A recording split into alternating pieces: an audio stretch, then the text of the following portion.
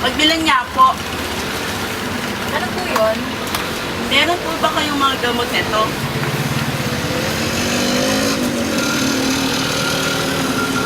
Sandali lang po. Matawagin ko lang po yung pharmacist namin. Hindi ko po kasi maintindihan yung reseta ng doktor. Sige po, salamat.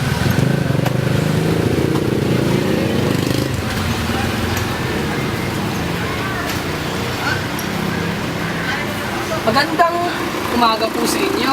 Ako po si Jason Ramos, ang licensed pharmacist po ng butikan nito. Ano po yung maitutulong ko sa inyo?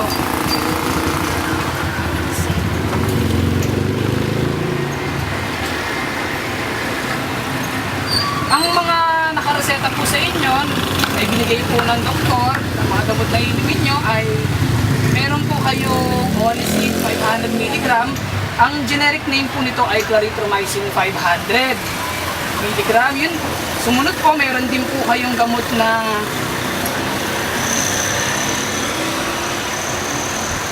Theophylline o yung brand name po nakalagay sa inyo ay Nulin SR.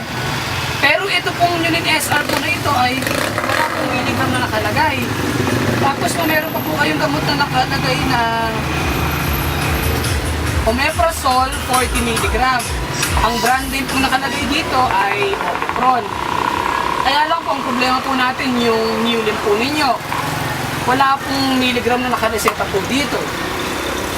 Dali lang po tatawagan ko po yung doktora.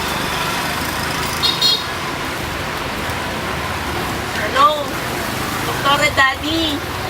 Nandito po ako sa Benina Pharmacy. Opo. Kasi po meron po kayong naisulat sa reseta na Nulin SR, wala pong miligram. Gusto niyo po bang kausapin yung pharmacist? Sige. Sir, gusto lang po natin sa Daddy. Hello, Doktora. Magandang umaga po. Opo. Napansin ko nga po na wala